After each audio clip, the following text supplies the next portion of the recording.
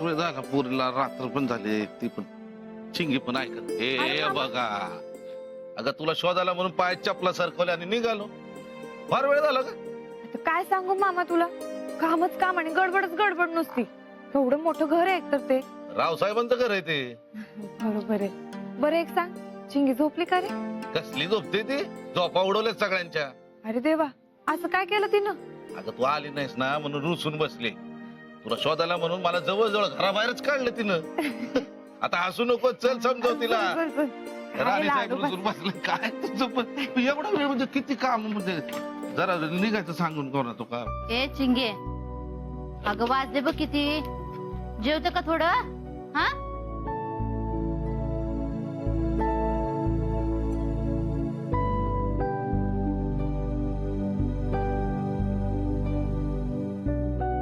बापरे आज कोणीतरी ताईला खूप मोठी शिक्षा देणार असं दिसतंय ए चिंगू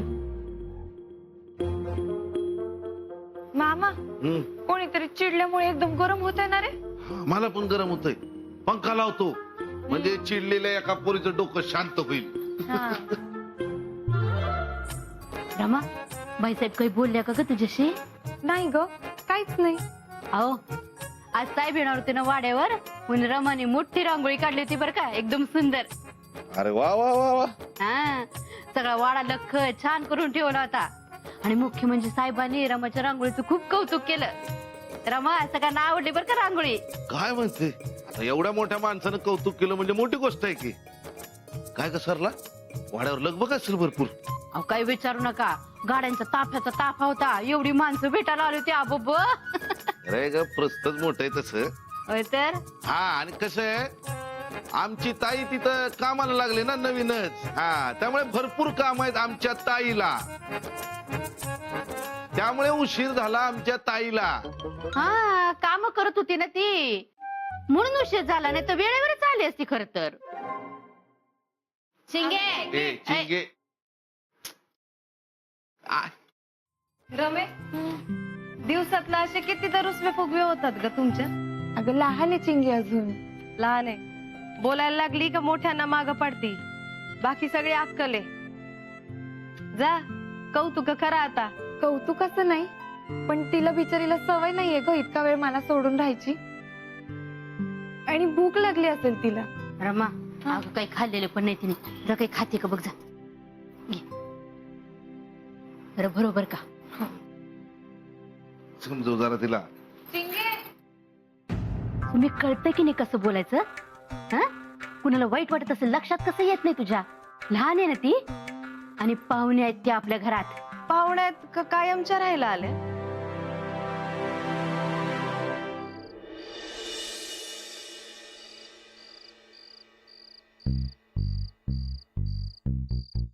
अरे बापरे आमच्या चिंगीच्या गालावर 2-2 फुगे कुठला फोडाचा बरं आधी डावीकडचा कि उजवीकडचा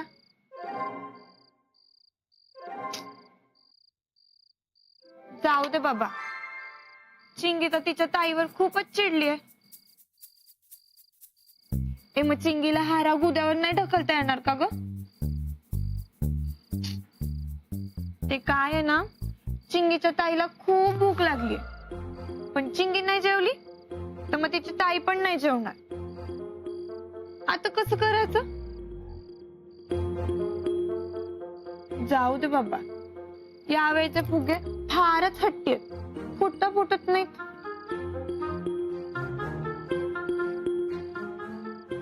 यावेळेस चिंगीची ताई तिला स्वतः हाताने भरवणार आहे असं म्हटलं तरी नाही फुटणार माहितीये मला ताई भरवणार असेल ना तर फुगे फुटले असं समज हो पण आम्हाला तर दिसतायत बाई फुगे दिसतायत मग तू फोड चिंगोडा आमचं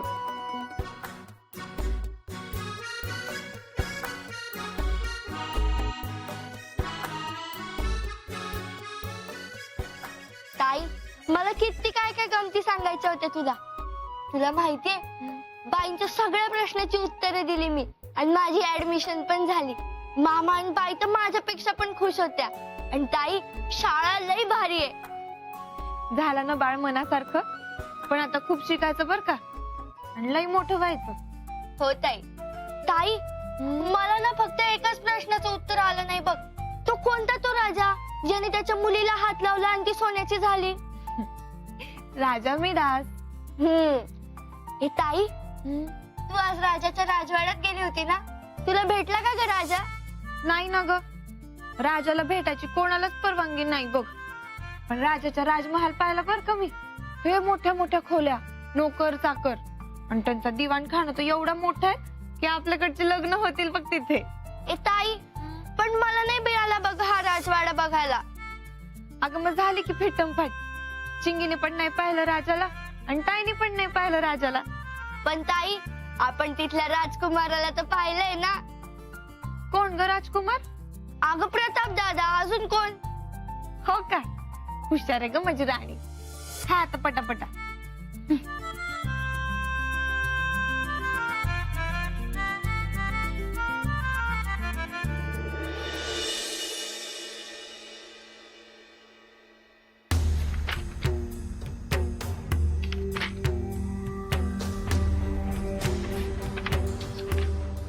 अजून किती दळण ढळायचंय? साहेब शेवटचे 2.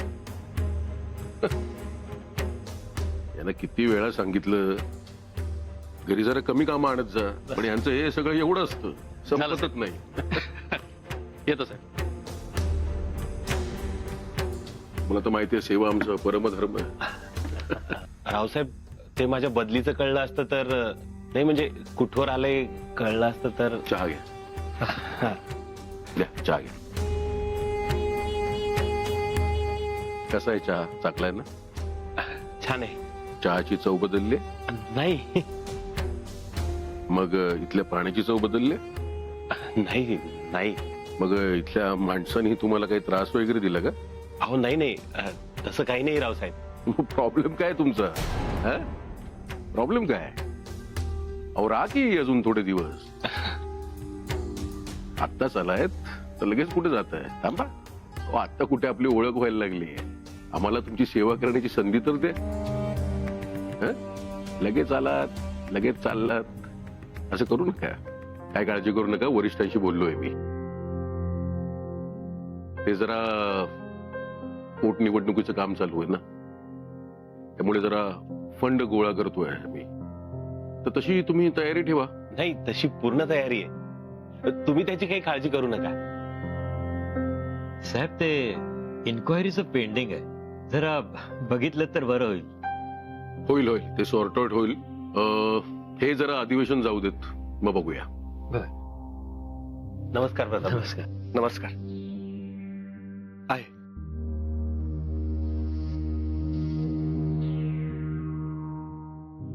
प्रतापरावांची चर्चा चालू आहे गावात.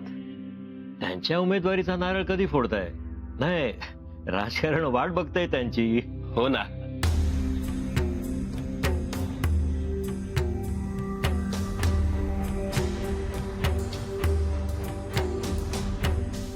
तेजू, अगं माझं ऐकून तरी घे ना. असं काय करतेयस? मी सांगितलं ना, मला काही ऐकायचं नाहीये आणि मला तुझ्याशी तर बोलायचंच नाही. आई, काय झालं? रुसू आणि जिम मध्ये बसू? आईलाच विचार. अरे, रावसाहेबांनी हिच्यासाठी एक स्थळ आणलंय म्हणून राग आलाय तिला. काय म्हणतेस? ग्रेट. दादा, बघ ना प्रताप, ऐकतच नाहीये माझं. इतकं समजावलं पण ही ऐकेल तर ना. अगं तेजू, आज ना उद्या तुला लग्न करावंच लागणार आहे ना. उद्या ना? मग आजच का? जाऊ दे, तुम्हाला दोघांना सांगून काहीच उपयोग नाहीये. अगं पण मला खरंच वाटलं होतं तुम्ही दोघं तरी मला समजून घ्याल, पण उलट तुम्हीच मला समजवताय. जाऊ दे. तेजू ऐक. तेजू, प्रताप, बघितलंस ना, मी इतक्या वेळा समजावलं तरी ऐकायचं नाहीये तिला. आता तूच समजव तिला. रावसाहेबांचा शब्द मी मोडू शकत नाही, म्हणजे आपण कोणीच मोडू शकत नाही. आणि हे असं तोंड घेऊन त्यांच्या समोर गेली ना तर परत. आई तू काळजी करू नकोस, मी आहे ना, मी बोलतो तिच्याशी. तेजू,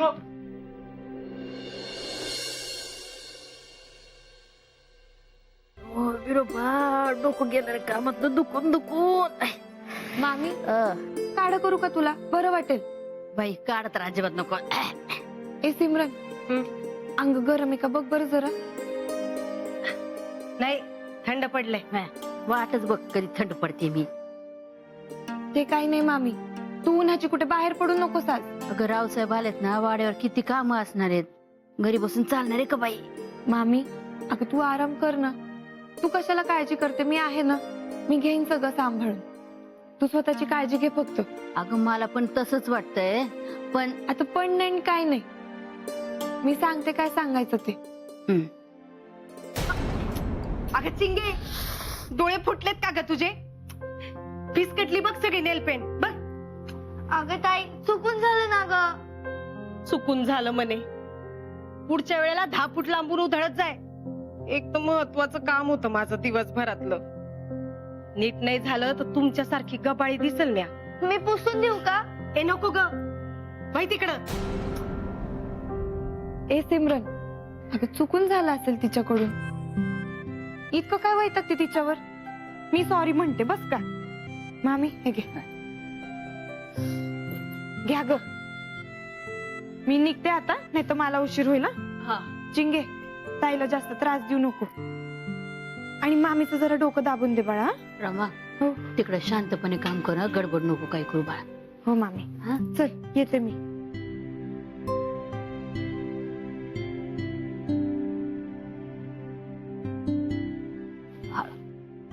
बघ बघ शिक जरा काहीतरी, नेल पेंटी लावतीये.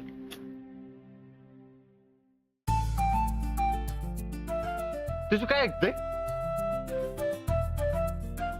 अगं आपल्या कानात काही जायला नको म्हणून आपण कापसाची बोळ टाकतो, तसे तू हेडफोन टाकतेस. हे बघ मी अजिबात मस्करीच्या मूड मध्ये नाहीये.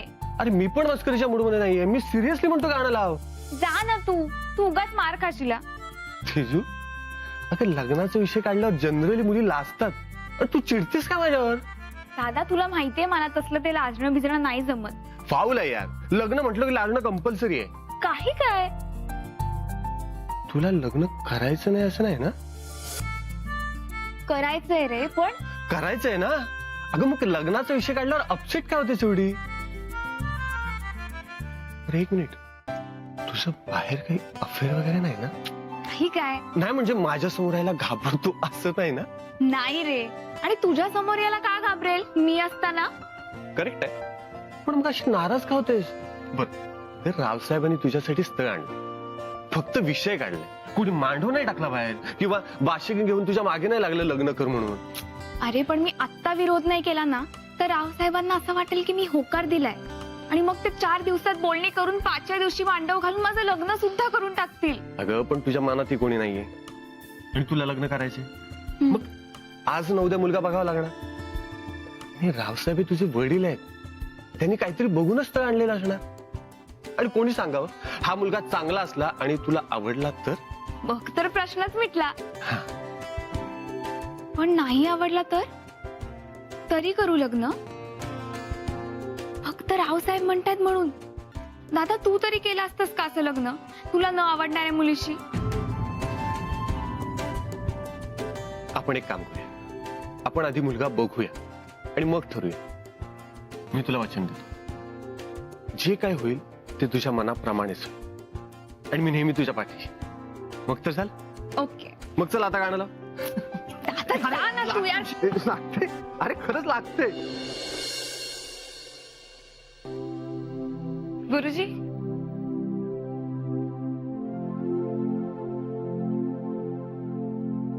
देवी, आज चिंगीचं ऍडमिशन झालं शाळेत, चांगली सुरुवात झाली. अजून खूप मोठा पल्ला गाठायचा बघ तिला. असंच आमच्या पाठीशी राहा. तुझा आशीर्वाद सदैव आमच्या पाठीशी असू देत. बाकी कष्ट करायला मी आहे. आणि हो अजून एक, आई बाबांना सांग तुझी मोठी मुलगी रमा चिंगीला लई लई शिकवणार आहे. तुम्ही अजिबात काळजी करू नका.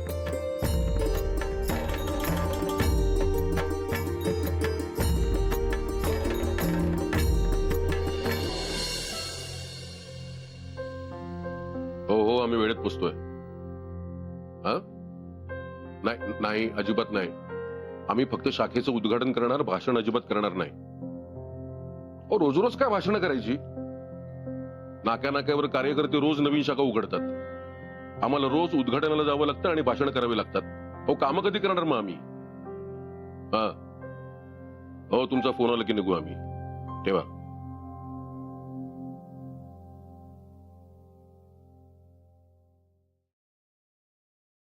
बोलणं झालं तिच्या बरोबर? कशाविषयी बोलताय?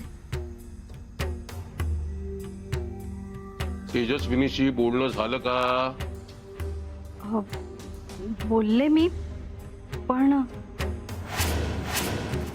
आम्हाला पण का असले प्रश्न विचारलेले आवडत नाही, माहिती आहे ना तुम्हाला.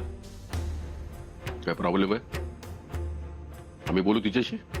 नाही नाही, मी बोलली आहे ना. आणि तुमच्या शब्दाबाहेर आम्ही कोणी आहोत का?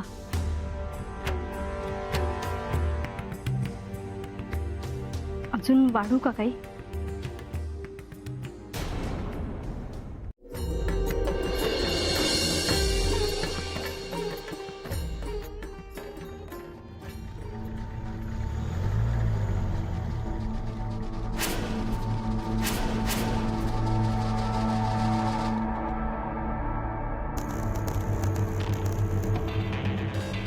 ते बघ, रस्ता सोडा, जाऊ दे.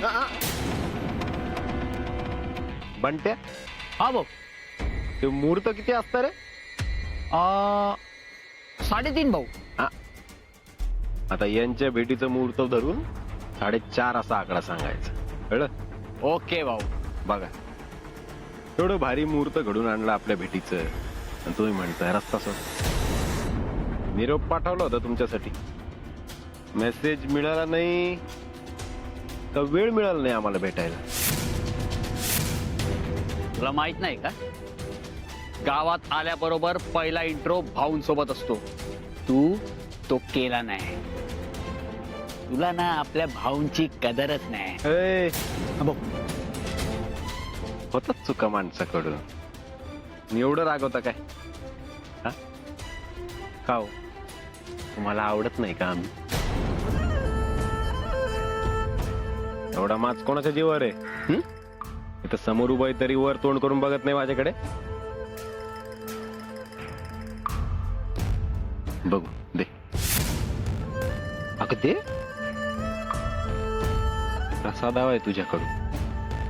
घाबरू नको.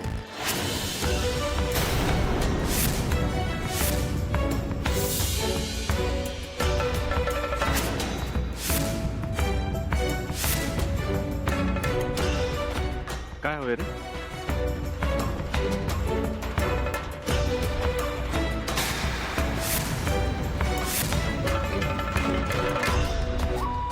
काही हो होतं का तुला?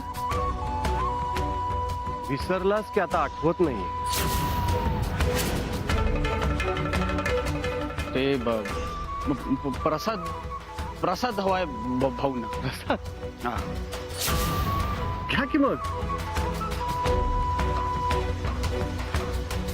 प्रसाद घ्या.